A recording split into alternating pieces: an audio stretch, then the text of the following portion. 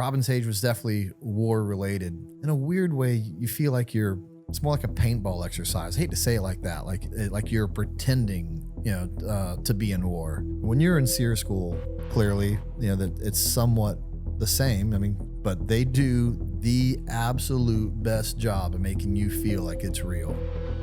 SEER school is, when I say not everything met my expectation, I'm talking about the Q course in general. SEER school specifically 100% met my expectations, and specifically the end of it, Camp Slappy. I remember being a little cocky going into it, but like, I don't know, it was going to get me to talk. What are you going to do, just slap me? Have a 6'4", I don't know where they get these guys from, with mammoth hands, hit you in the same spot over and over and over again. You might be inclined to talk.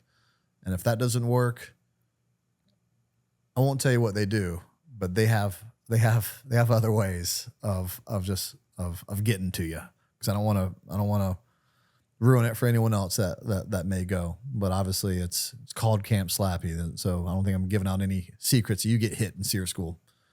But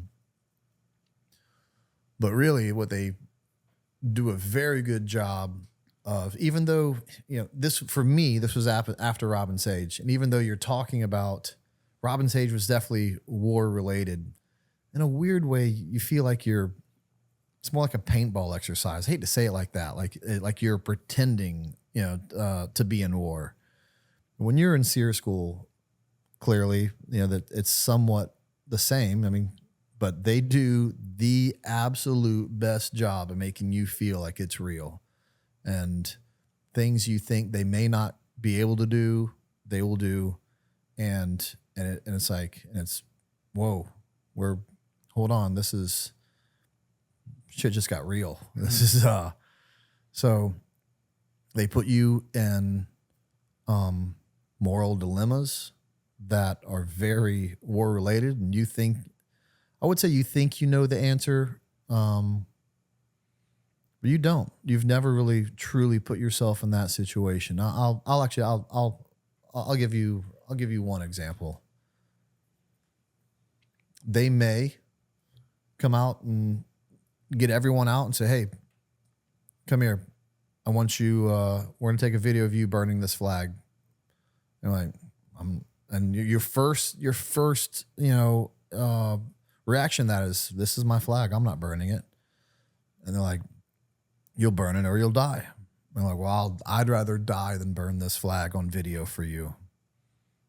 And at the end of the day, they're not telling you what the right answer is, but before you go into this, if heaven forbid you're captured, you at least get to think about this. You don't really realize at the time. They get to talk to you about it later. Like, really, your job is to go home. They want you to go home alive. Like, you have a mom, you have a dad, you might have a wife, you might have kids. Are you really not gonna go one day marry off your daughter because you were forced to burn a flag under prison conditions, and you're gonna die over that, and not one day give away your daughter at her wedding because you were forced to burn a flag? Maybe, maybe not. At the end of the day, that's an individual decision, but they at least give you this insight to think about it. Is it really worth it? And people without kids out there be like, "Oh yeah, it's worth it. I'll do anything for my country. Never burn that flag. I'll die."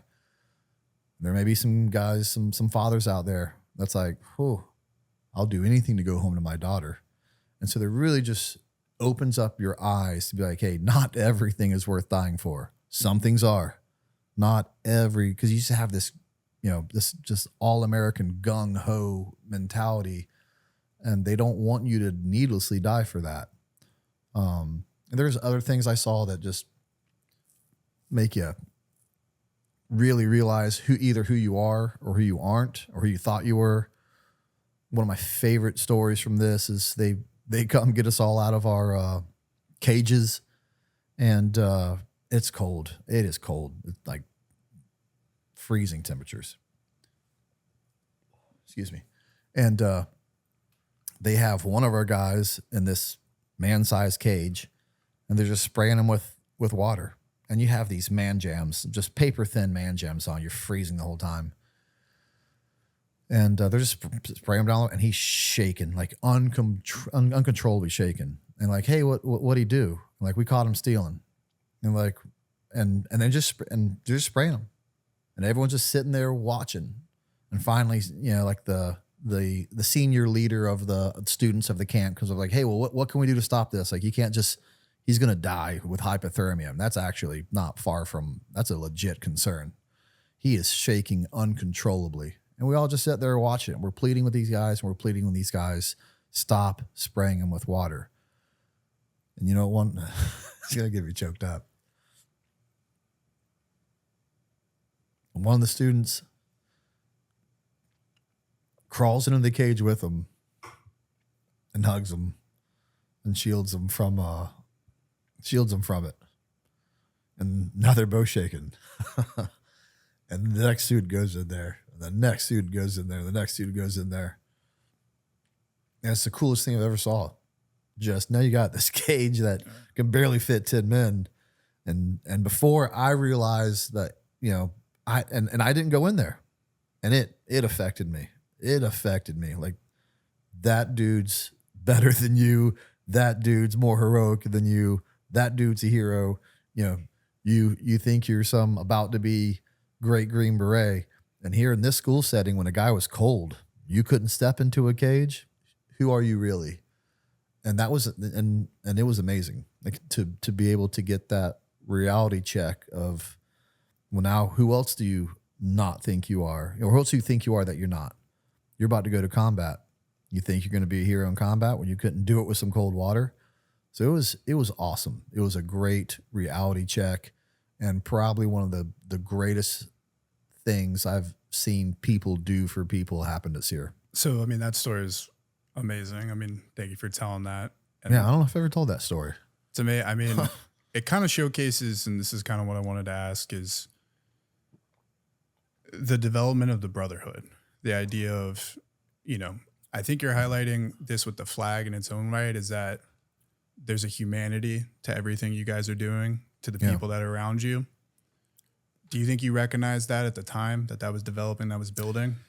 Yeah, I do, because I knew during, like I said, the Q course is so long, and I'd already developed relationships with guys that I knew were my best friends, and we are, and it's almost like a college type scenario, because you know it only happens for a certain amount of time, and then everyone's gonna everyone's gonna spread to the 4 winds, and you just hope you keep in touch. You know, we all knew we were going to different groups, and that we knew that time together was special.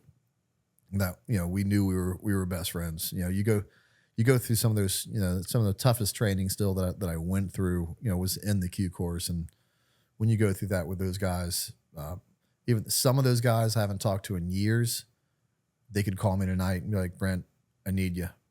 You know, I'm 3 states away and I need you now. I'd get in the car and drive, say less. You know, I'm on the road.